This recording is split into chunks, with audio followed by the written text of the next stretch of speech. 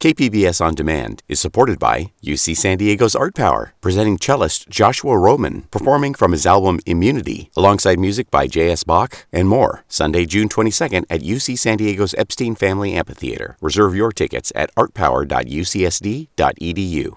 Summer without a trip to the beach? That's the outlook for a big chunk of San Diego. And what are you doing to cut back on your water usage? Communities are being urged to slow the taps as the drought is worsening. It's all about our environment this week. I'm Matt Hoffman, and this is KPBS Roundtable.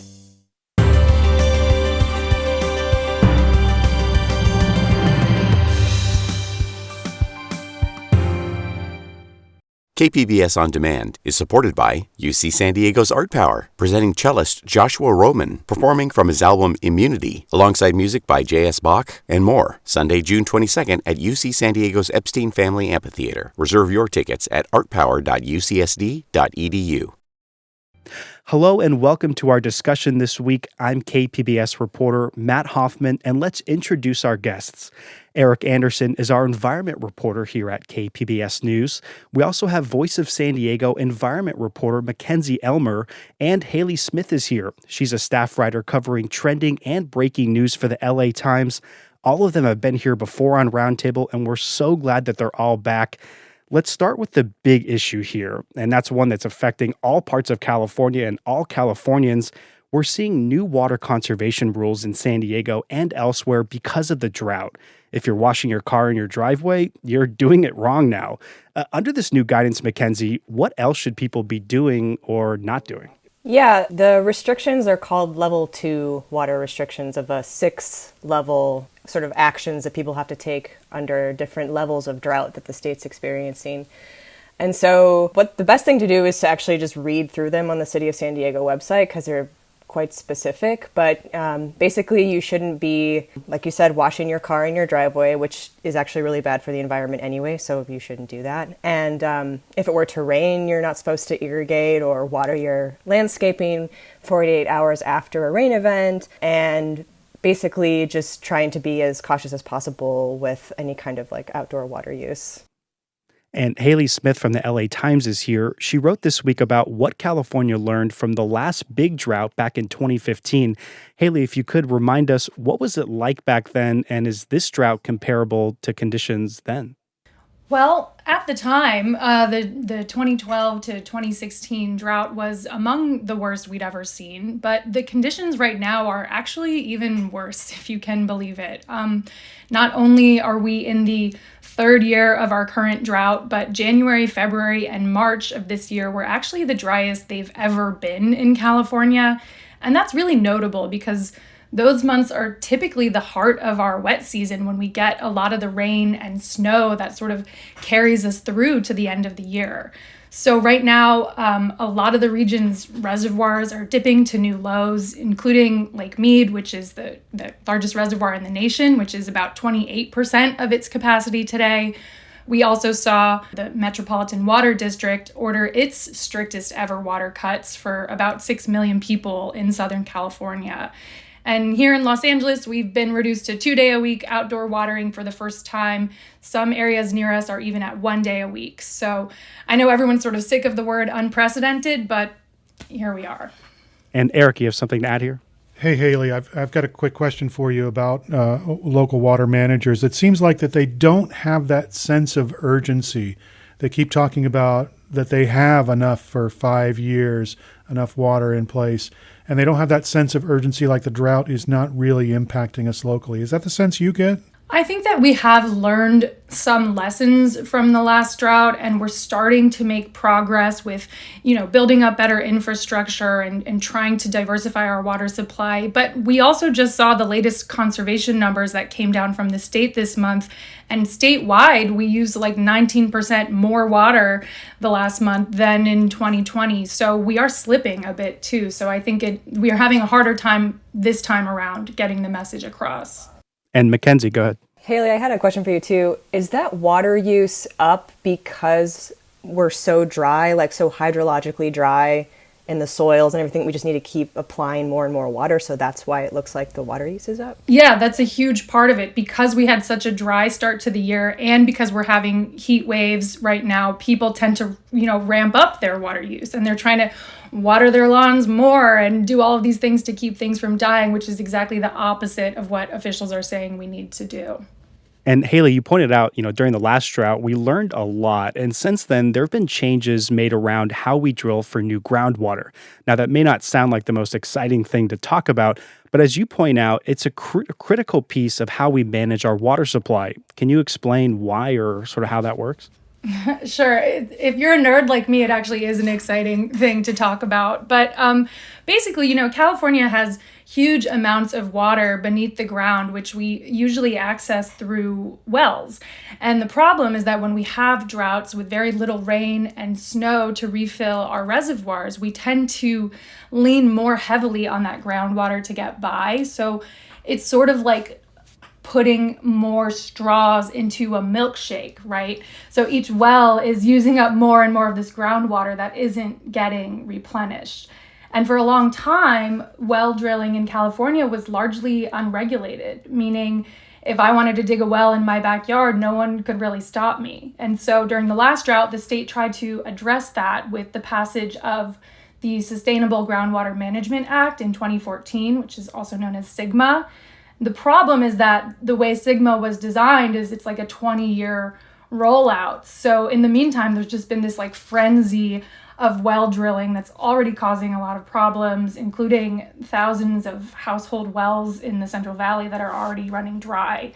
So yeah, maybe not the most exciting topic on the surface, but critically important that we work toward more groundwater regulation and sustainability. The reason we're seeing this big push for conservation is because of a state order by Governor Gavin Newsom. San Diego and Oceanside, they're among those moving to level 2 water restrictions. Mackenzie touched on this a little bit earlier. Here's KPBS reporter John Carroll breaking it all down. If you don't have an irrigation system, you have to use a hose with a shutoff nozzle or a garden hose with a sprinkler that's on a timer. No watering 48 hours before or after we get rain, so keep an eye on those weather reports. Now, you can only irrigate 3 days a week max, and that must happen before 10 a.m. or after 6 p.m. That restriction does not apply to commercial growers, nurseries, golf courses, or the watering of trees. Recycled non-potable water is required on all construction sites, and no more washing your cars and trucks at home. Let's bring back in KPBS environment reporter Eric Anderson here. Eric, we know that this is a topic that you've reported on for years here. How has San Diego responded generally to past conservation orders? In the last serious drought back in 2015, they did a pretty good job. They were asking for somewhere in the neighborhood of 15% conservation rates from just a couple of years prior, and local agencies met that request. So the state asked for conservation, and they got conservation. Local water use declined. And the thing to remember is that that's something that's really kind of been a trend for the region. Local water use has sort of plateaued over the last 15 to 20 years, even though the population continues to grow up. And that's because of all the different things that have been done to encourage conservation, to have drought-tolerant landscaping, to have zero water landscaping. All those things have come into play and have helped keep the demand for water in the urban area down. Haley, some of your coverage this week, it ties the drought problem to the ongoing risk for wildfires. But we're heading into the dry summer months. How does the lack of rain make things more dangerous for us now? Well, wildfires feed on vegetation, which in the fire world is often referred to as fuel. So if you've got a forest or a hillside of bone dry vegetation that hasn't seen any water and that has probably also been baking in the sun in one of our recent heat waves, it's like tinder. It's a matchbox. So even the smallest spark can quickly ignite a fire and really sear through that dry vegetation very quickly. And actually last week, Southern California fire officials from several different agencies gathered and warned us that vegetation this year is about 4 months ahead of where it typically is right now in terms of dryness, meaning we're heading into the summer with dryness that's not typically seen until the fall, until after we've gotten through what are usually the driest months of the year. So that, coupled with water restrictions that are by necessity creating drier landscapes and lawns, puts us in a pretty precarious position heading into the fire season. KPBS On Demand is supported by UC San Diego's Art Power, presenting cellist Joshua Roman, performing from his album Immunity, alongside music by J.S. Bach and more, Sunday, June 22nd at UC San Diego's Epstein Family Amphitheater. Reserve your tickets at artpower.ucsd.edu. You're listening to KPBS Roundtable, and this week we're joined by LA Times staff writer Haley Smith. We also have environment reporters Mackenzie Elmer from Voice of San Diego and Eric Anderson from KPBS News. And Eric, let's turn our attention to the beaches now. We learned this week that Imperial Beach and Coronado, they might be closed to swimmers all summer long. It's due to the long-documented cross-border sewage problem. What's the current situation there? The County of San Diego back in May switched to a new test that they have been developing over the course of the last 9 years. It's a polymer chain reaction test. It basically looks at the DNA in the water, DNA of marker bacteria that, let you know that things like fecal coliform are in the water. That's what you find in sewage and other dangerous bacteria that are hazardous to health. The county switched to that new testing method, and as a result, they have been uncovering the fact that there's a lot more pollution in the water off the coast of Imperial Beach and Coronado than there had been in past summers. Now, just as a comparison note, the city of San Diego is also testing in those regions, and they're using the old test that used to be the standard for San Diego County. And, on some days, the new test method shows that the water is polluted, and the same time, the old testing method shows that it's not. What's really kind of flummoxed the local officials in Imperial Beach and in Coronado is that this is prime tourist season for them. If they lose access to their beaches, that's a big economic engine for their communities. And so they're concerned about that. And, since May, beaches have been closed a lot in those two communities. And they want to make sure that the testing that the county is doing is the right testing and it's giving them the correct result. And that if there are other factors that might help make a determination for public health, like ocean currents or wind, they'd like to see those included too, if it makes a difference. But I think what you're seeing from them is, they're worried. They don't want to send people out into the ocean when there's sewage in the ocean, but they're also worried about the economic health of their communities that relies so much on the tourist trade in the summer. Eric, I think you bring up an interesting point there. We all know Imperial Beach and their problems, they go back decades. Coronado, they're usually out of harm's way, but do you get the sense here that the impact on Coronado changes things here due to it being a wealthy tourist spot?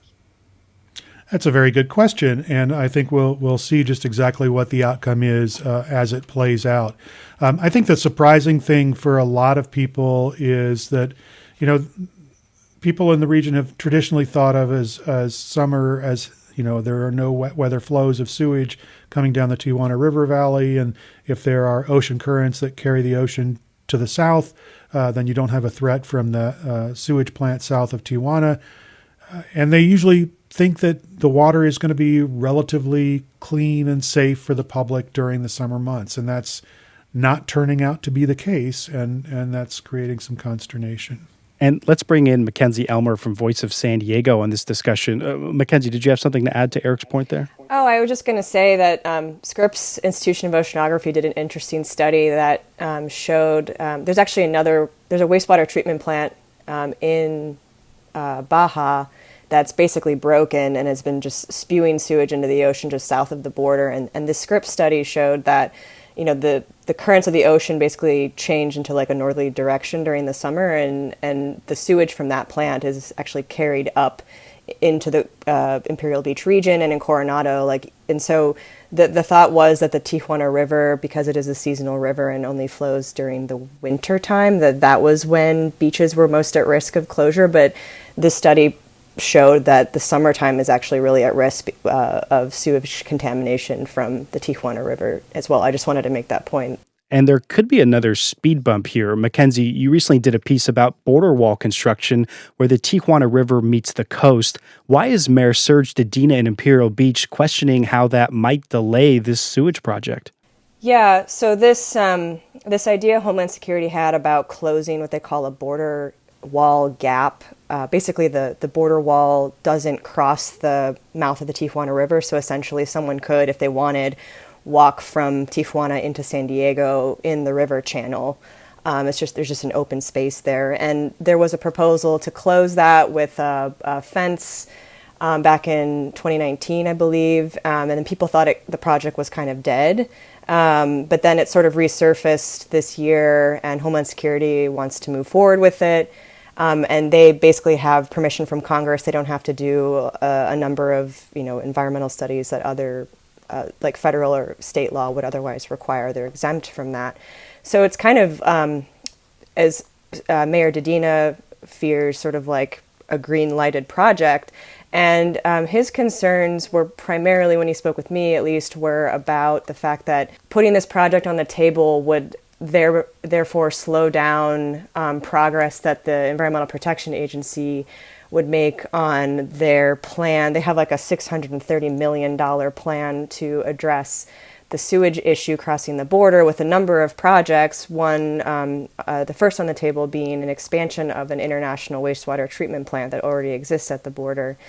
And so he was just concerned that this project would somehow delay that. And I'm still trying to figure out exactly how that might all work. But there are other concerns with this project that the California EPA pointed out in a letter back in 2020. And essentially, it's just like the idea that building a fence across a river that may not flow in the summer, but really can rage in the wintertime, could pose a lot of problems if, for instance, Homeland Security doesn't open the gates in time when there's a really big flow. It could perhaps damage the fence. It could also pose risks to, health and safety of individuals who are perhaps trying to cross the border, maybe, albeit illegally, but they could get caught in those flows or trapped behind those gates. And it could also just essentially pose a problem with channeling that river's flow and basically trying to build the other projects around this border fence, which wasn't on the table when EPA was deciding what projects it wants to build there. And let's hear a little bit from Mayor Serge Dedina over there in Imperial Beach. He spoke with KPBS Midday Edition earlier this week. He was talking about that new testing system that Eric mentioned, and he's trying to get some answers about it. When I was reaching out to the county, I reached out to the county almost a month ago asking for us to meet, reach out to Coronado, reach out to state parks, we reached out to the Navy. To date, we still haven't heard back from the county, only that apparently their system's infallible. They will not change anything. It's the federal government's fault that if they need we have to get permission from the federal government, and that they're not willing to sit down in a meeting with the Navy, Coronado, state parks, and Imperial Beach, which is, after 35 years of working with the county as a professional ocean conservationist and mayor, I've never heard of this type of thing happening. It's as if they don't want to be in the room with the stakeholders and just walk us through as equal partners in explaining why this system is more effective or what we could do to fine tune it. That was Imperial Beach Mayor Serge Dedina. And Mackenzie, this might be Dedina's most outspoken issue. If you could, what is his frustration level at after sort of, you heard it from him there, years of inaction? Yeah, I mean, lately he's been seemed to be very pleased with the progress that the EPA had made. I mean, the EPA did, come into town and basically whip together a plan for projects, and they have at least half of the committed money. And so I think he's just very protective over anything that could potentially slow that progress down. And again, these projects are still going to take a while to actually build. The federal government is still in its environmental review process for that plant expansion. So the solutions that the EPA proposed are still years off. The thing that I hear Dedina talking about the most is, we still want some kind of short-term solutions, short-term actions, which I know that they have reached a settlement with the International Boundary Water Commission, which the Dedina and a number of other cities in the state sued because they're the agency that basically handles water issues at the border. And so there are measures being taken out of that settlement agreement right now to actually try to affect and slow down some of the flows when there are spills across the border. So he's generally been, I think, happy with the process, but as you can tell, that passion comes out when there's anything that might, stem it. And so earlier we talked about what people are being asked to do personally when it comes to environmental issues. But what about the political action? Lawmakers, they just passed the upcoming state budget. Does anything stand out when it comes to environmental spending or maybe some new policy proposals? Yeah, I believe the budget has a pretty big climate package included within it, some $20 billion or so.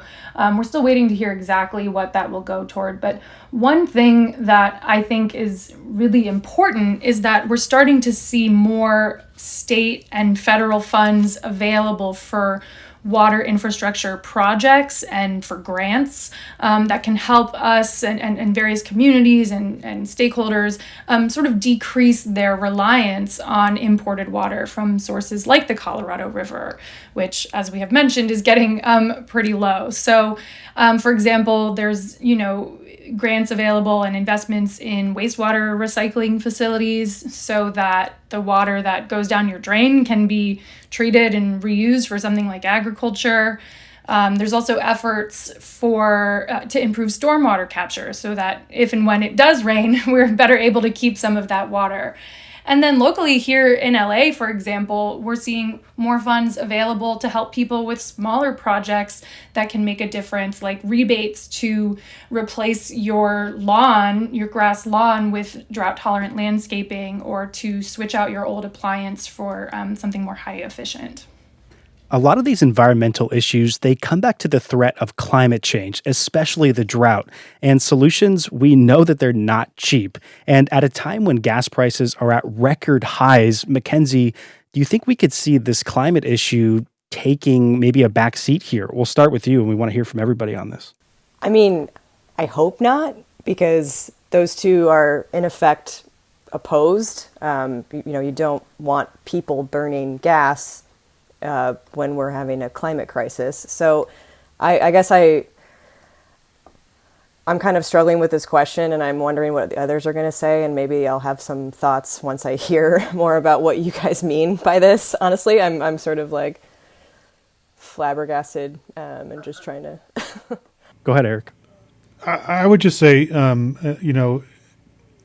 climate change is this big existential problem that I think that most of California now widely recognizes is an issue that needs to shape public policy. And I think there's been some reaction to that. But I think what you see in terms of public policy is a lot of the hard stuff, the heavy lifting, comes down the road.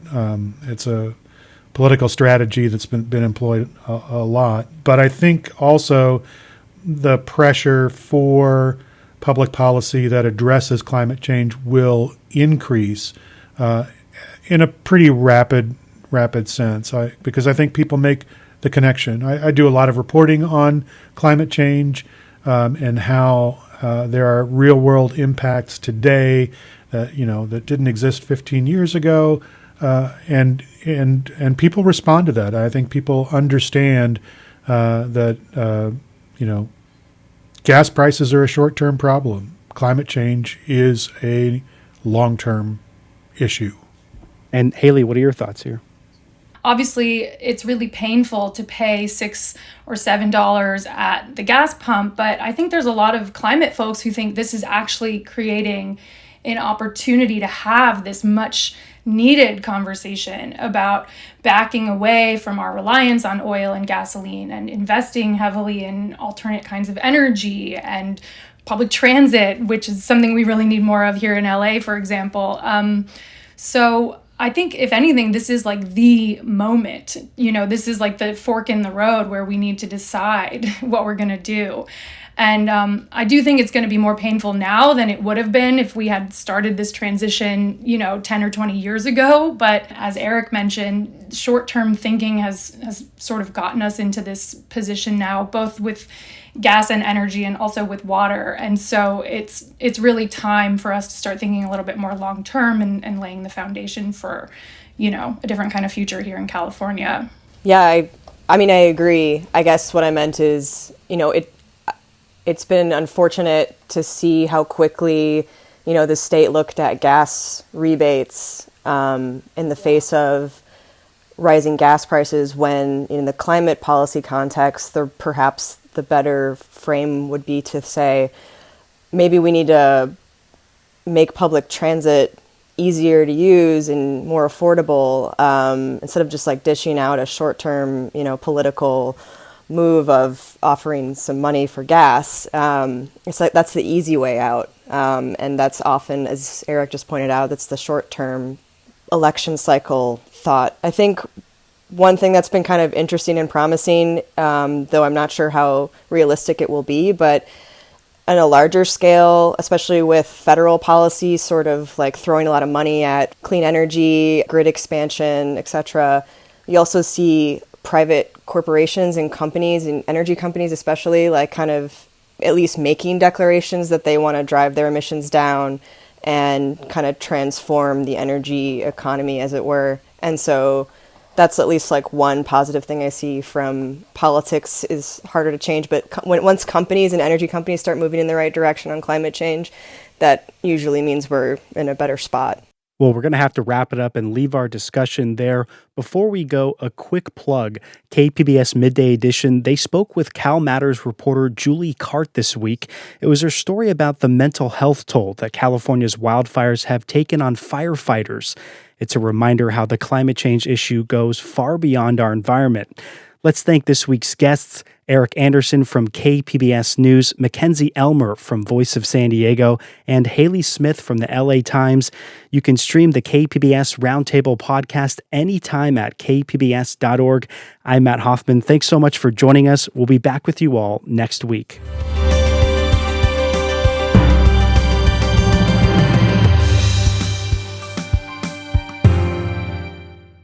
KPBS On Demand is supported by UC San Diego's Art Power, presenting cellist Joshua Roman, performing from his album Immunity, alongside music by J.S. Bach and more. Sunday, June 22nd at UC San Diego's Epstein Family Amphitheater. Reserve your tickets at artpower.ucsd.edu.